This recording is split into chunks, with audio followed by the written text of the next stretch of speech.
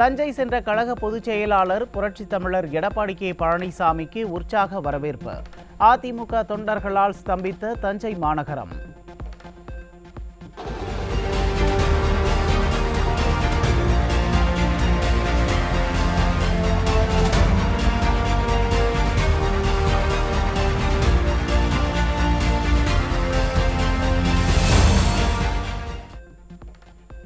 அதிமுகவின் கண்டன ஆர்ப்பாட்டத்திற்கு குவிந்த கழக தொண்டர்களால் தஞ்சை மாநகரமே குலுங்கியது.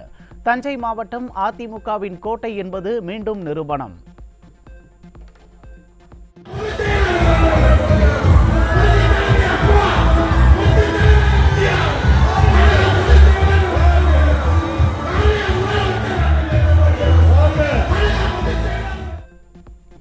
காவிரி நதிநீர் விவகாரத்தில் துரோகம் இழைத்து வரும் மத்திய மாநில அரசுகளை கண்டித்து தஞ்சாவூரில் அதிமுக பொதுச் செயலாளர் தலைமையில் மாபெரும் கண்டன ஆர்ப்பாட்டம். காவிரி நீரை பெற்றுத்தராத விடியா திமுக அரசுக்கு கடும் கண்டனம். போராட்டம் இது போராட்டம், போராட்டம் இது போராட்டம். டெல்டா விவசாயிகளின் நலனை முன்னிறுத்தும் போராட்டம், டெல்டா விவசாயிகளின் நலனை முன்னிறுத்தும் போராட்டம். கண்டிக்கிறோம் கண்டிக்கிறோம் கண்டிக்கிறோம் கண்டிக்கிறோம் கண்டிக்கிறோம் கண்டிக்கிறோம் கண்டிக்கிறோம் கண்டிக்கிறோம். பொம்மை முதலமைச்சரை கண்டிக்கிறோம். பொம்மை முதலமைச்சர் மத்தியில் திமுக கூட்டணி ஆட்சியின் போதுதான் மீத்தேன் எடுப்பதற்கு ஒப்பந்தம் போடப்பட்டதாக கழக பொதுச் செயலாளர் எடப்பாடி கே பழனிசாமி குற்றச்சாட்டு. பொன் விளையும் பூமியான டெல்டா மாவட்டங்களை அதிமுக பாதுகாத்து வந்ததாக பெருமிதம். திமுக ஆட்சி இருக்கின்ற காலகட்டத்திலே மீத்தேன் ஈத்தேன் இந்த மண்ணிலே அதை எடுப்பதற்கு அனுமதி கொடுத்தார்கள். பிப்ரவரி 1ஆம் தேதி காவிரி மேலாண்மை ஆணையம் பணி வரம்புக்கு அப்பாற்பட்டு மேகதாது அணை கட்டுவது பற்றி 28வது கூட்டத்தில் சேர்த்துவிட்டதாக கழக பொதுச் செயலாளர் குற்றச்சாட்டு. மேகதாது அணை விவகாரத்தை அனுமதித்ததோடு மட்டுமல்லாமல் விவாதத்தில் கலந்து கொண்டு இக்கட்டான நிலையை விடியா அரசு ஏற்படுத்திவிட்டதாகவும் விமர்சனம். திறனற்ற முதலமைச்சர் தமிழகத்தை ஆண்டு கொண்டிருக்கின்ற இந்த வேளையில் நாம் பெற்று தந்த தீர்ப்பு, காவிரி நதிநீர் நாம் பெற்று தந்த தீர்ப்பு, அதை கூட காப்பாற்ற முடியாத வக்கில்லாத முதலமைச்சர் தான் இன்றைய முதலமைச்சர். நகைக்கடன் தள்ளுபடி செய்யப்படும் என தேர்தல் நேரத்தில் வாக்குறுதி கொடுத்து 35 லட்சம் பேருக்கு நாமம் போட்ட கட்சி விவசாயிகளுக்கு அளித்த வாக்குறுதிகளை விடியா திமுக அரசு நிறைவேற்றவில்லை எனவும் கழக பொதுச் செயலாளர் எடப்பாடி கே பழனிசாமி விமர்சனம். தொடக்க வேளாண்மை கூட்டு வங்கியில் அந்த நகை வையி பணத்தை வாங்கி செலவு பண்ணுனாங்க. அட பாவிகளா, இப்படியெல்லாம் சொல்லிட்டு கடைசியில் 13 லட்சம் பேருக்கு தான் தள்ளுபடி. பல்வேறு விதிகளை பல்வேறு தகுதிகளை வச்சு பல பேருக்கு கிட்டத்தட்ட 35 லட்சம் பேருக்கு நாமம் போட்ட கட்சி தான் திமுக கட்சி. விடியா திமுகவின் 3 ஆண்டுகால ஆட்சியில் விவசாயிகளுக்கு வேதனைதான் மிச்சம். கழக பொதுச் செயலாளர் எடப்பாடி கே பழனிசாமி விமர்சனம். இவர்கள் எங்கே விவசாயிகளுக்காக நன்மை செய்தார்கள்? 3 ஆண்டு காலம் ஆட்சியிலே அமர்ந்தார்கள். 3 ஆண்டு காலத்தில் விவசாயிகளுக்கு என்ன பலன் கிடைத்திருக்கிறது? இந்த ஆட்சியிலே விவசாயிகளுக்கு வேதனை தான் மிஞ்சியது. 2000 கோடி ரூபாய் மதிப்புள்ள போதைப் பொருளை கடத்திய வழக்கில் திமுகவை சேர்ந்த அயலகணி அமைப்பாளர் ஜாபர் சாதிக் இருந்தது தெரிய வந்துள்ளது. திமுகவினரே போதைப் பொருளை விற்பது வெட்ட வெளிச்சமானதாக கழக பொதுச் செயலாளர் எடப்பாடி கே பழனிசாமி பேச்சு. ஜாபர் சாதிக் என்ற ஒருவர் திமுகவுடைய அயலக அணி அமைப்பாளர், அதுக்கு ஒரு அணி வச்சுக்கிட்டாங்க. அயலக அணின்னு வச்சு அந்த ஜாபர் சாதிக் 2000 கோடி போதைப் பொருளை கடத்தப்பட்டதாக போதைப் பொருள் தடுப்பு இருக்கின்ற அதிகாரிகள் கண்டுபிடித்திருக்கிறாங்க. அதிமுக ஆட்சியில் மாணவர்களின் கைகளில் மடிக்கணினி இருந்தது. தற்போதைய ஆட்சியில் மாணவர்களின் கையில் போதைப் பொருள் விளையாடிக் கொண்டிருப்பதாக எதிர்க்கட்சித் தலைவர் எடப்பாடி கே பழனிசாமி குற்றச்சாட்டு. இன்றைய அரசாங்கம் மாணவர்களையும் இளைஞர்களையும் சீரழிக்கின்ற விதமாக இன்றைக்கு போதைப் பொருள் தடையில்லாமல் கிடைத்து அவர்கள் சீரழிக்கின்ற காட்சி இன்றைக்கு தமிழகத்தில் அரங்கேறிக் கொண்டிருக்கின்ற வேதனையோடு இந்த நேரத்தில் சுட்டிக்காட்ட கடமைப்படும். திமுக வெற்றி பெற்றால் ஆண்டவனால் கூட தமிழ்நாட்டை காப்பாற்ற முடியாது என கழக பொதுச் செயலாளர் கருத்து. அதிமுக கூட்டணி வேட்பாளர்கள் வெற்றி பெற்றால் நாடாளுமன்றத்தில் தமிழக மக்களின் குரல் ஒலிக்கும் என உறுதி. மீண்டும் ஏதாவது தப்பி தவறி திமுக வந்துவிட்டால் ஆண்டவனால கூட அந்த தமிழகத்தை காப்பாற்ற முடியும். எதிர்க்கட்சியை சேர்ந்தவர் கூட புகழும் அளவுக்கு அதிமுக தலைவர்கள் தமிழகத்துக்காக உழைத்து மறைந்திருக்கின்றனர். திருச்சி விமான நிலையத்தில் கழக பொதுச் செயலாளர் பேட்டி. ஒரு எதிர்க்கட்சியை சேர்ந்தவர் கூட எங்களுடைய தலைவர் புகழ்கிறார் என்று சொன்னால் எந்த அளவுக்கு அனைத்து இந்திய அண்ணா திராவிட முன்னேற்ற கழக தலைவர் இந்த நாட்டுக்கு உழைத்தார் என்பதை இதிலிருந்து தெரியும். 2000 கோடி ரூபாய் போதைப் பொருள் கடத்தல் வழக்கில் சோதனை தொடர்பாக செய்தியை சேகரிக்க சென்ற ஒளிப்பதிவாளர் மீது கொடூர தாக்குதல். திமுக குண்டர்களின் தாக்குதலுக்கு எதிர்க்கட்சித் தலைவரும் அதிமுக பொதுச் செயலாளருமான எடப்பாடி கே பழனிசாமி கடும் கண்டனம். திமுக மாவட்ட செயலாளர் சிற்றரசு அலுவலகத்திற்கு கீழ் உள்ள கொரியர் அலுவலகத்தில் நடத்தப்பட்ட சோதனை. ஒளிப்பதிவாளர் மீது திமுகவினர் நடத்திய தாக்குதல் பல்வேறு சந்தேகங்களை ஏற்படுத்தியுள்ளதாக எதிர்க்கட்சித் தலைவர் எடப்பாடி கே பழனிசாமி கருத்து. போதைப் பொருள் கடத்தல் வழக்கில் திமுகவிற்கு மடியில் கனமில்லை எனில் எந்த சோதனை வந்தாலும் முழு ஒத்துழைப்பு அளிக்க வேண்டும். பத்திரிகையாளர்கள் அச்சுறுத்தல் இல்லாமல் செய்தி சேகரிப்பதை விடிய அரசு உறுதி செய்ய வேண்டும் என எதிர்க்கட்சித் தலைவர் எடப்பாடி கே பழனிசாமி வலியுறுத்தல். அதிமுக ஆட்சியில் மேற்கு புறவழிச்சாலைக்கு நிதி ஒதுக்கி நிலம் கையகப்படுத்தி கொடுத்தும் அதனை இன்று வரை செயல்படுத்தாமல் திமுக அரசு அலட்சியம் காட்டி வருகிறது. முன்னாள் அமைச்சர் SP வேலுமணி காட்டம்.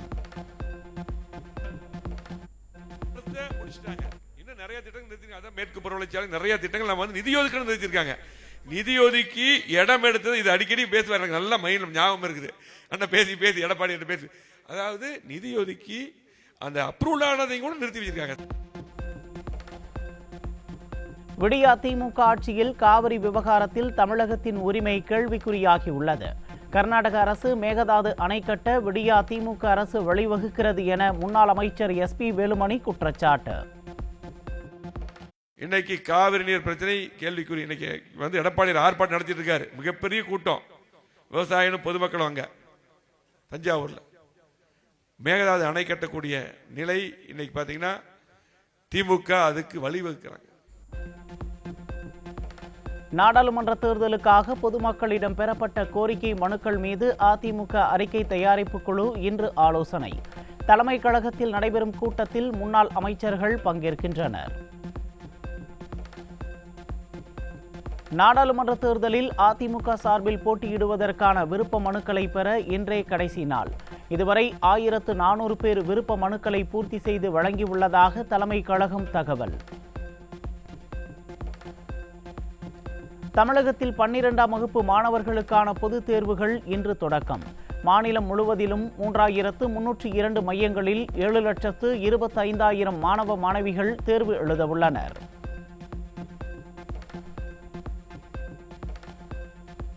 தமிழ்நாடு புதுச்சேரியில் இன்று பொதுத் தேர்வு எழுதும் 12ஆம் வகுப்பு மாணவர்களுக்கு அதிமுக பொதுச் செயலாளர் வாழ்த்து. தன்னம்பிக்கையுடனும் தைரியத்துடனும் அச்சம் இன்றி தேர்வு எழுத அனைத்து மாணவ செல்வங்களுக்கும் வாழ்த்து.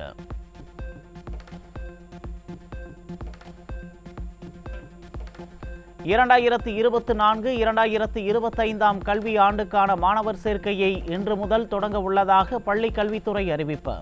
தேர்வு நேரத்தில் முன்னேற்பாடுகள் எதுவும் இன்றி மாணவர் சேர்க்கையை தொடங்குவது எந்த விதத்தில் நியாயம் என ஆசிரியர்கள் பெற்றோர் ஆவேசம். முடக்கப்பட்ட வங்கி கணக்குகளை விடுவிக்க சென்னை பல்கலைக்கழகம் எடுத்த முயற்சிகள் தோல்வி.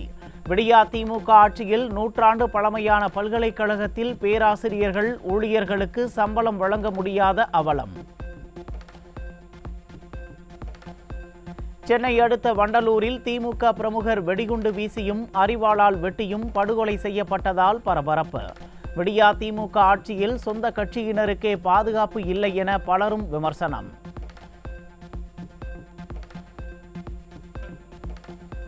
மத்திய அரசு மருத்துவர்களுக்கு இணையான ஊதியம் வழங்க கோரி சென்னை உயர்நீதிமன்றத்தில் வழக்கு. அரசு மருத்துவர்களின் ஊதிய உயர்வு கோரிக்கை குறித்து 6 வாரங்களில் பரிசீலித்து நடவடிக்கை எடுக்க தமிழக அரசுக்கு உயர்நீதிமன்றம் உத்தரவு.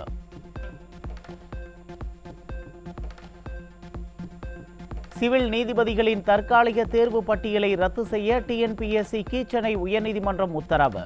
புதிய பட்டியலை 2 வாரத்திற்குள் வெளியிட வேண்டும் எனவும் ஆணை. நிர்வாக திறனற்ற திமுக அரசால் கேள்விக்குறியாகும் இளைஞர்களின் வாழ்வாதாரம். கடந்த 2 ஆண்டுகளாக தமிழ்நாடு தேர்வாணைய குழு தலைவர் பதவி நிரப்பப்படாததால் இதுபோன்ற குழப்பங்கள் ஏற்படுவதாக தேர்வர்கள் கவலை.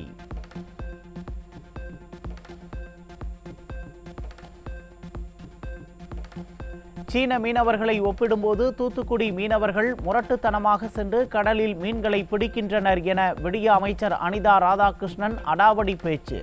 குலசேகரன்பட்டினம் ராக்கெட் ஏவுதளம் தொடர்பான நாளிதழ் விளம்பரத்தில் சீன கொடி இடம்பெற்ற விவகாரம் குறித்த செய்தியாளர்களின் கேள்விக்கு சிறு தவறு நடந்துவிட்டதாக பொறுப்பின்றி கூலாக பதிலளித்த அமைச்சரின் செயலால் அதிர்ச்சி. திண்டுக்கல் மாவட்டம் அப்பியம்பட்டியில் தனியார் காற்றாலை நிறுவனம் மூலம் மின்கம்பங்கள் அமைக்கப்படுவதை தடுத்து நிறுத்திய விவசாயிகள் குண்டுகட்டாக கைது செய்யப்பட்ட விவசாயியை தகாத வார்த்தையால் திட்டிய காவல் துணை கண்காணிப்பாளரின் செயலால் விவசாயிகள் பொதுமக்கள் கடும் அதிர்ச்சி.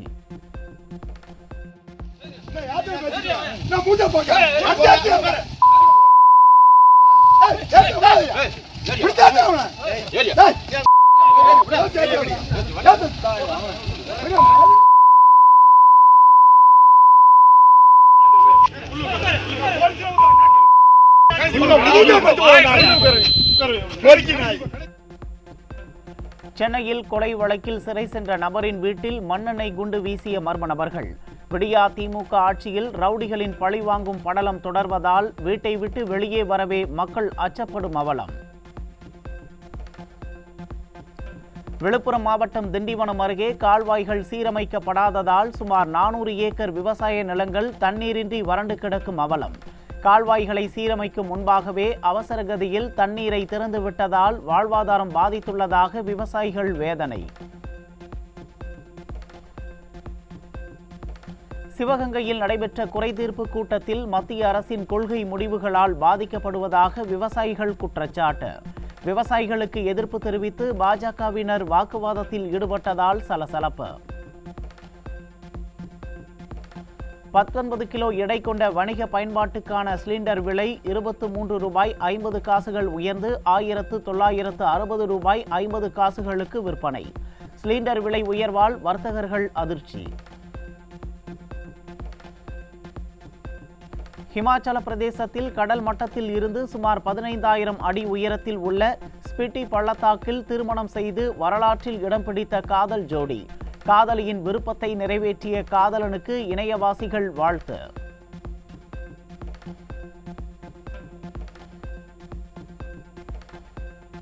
இங்கிலாந்துக்கு எதிரான 5வது டெஸ்ட் கிரிக்கெட் தொடருக்கான இந்திய அணி அறிவிப்பு. காயத்தில் இருந்து முழுமையாக மீளாததால் KL ராகுல் 5வது டெஸ்ட் போட்டியிலும் பங்கேற்கவில்லை.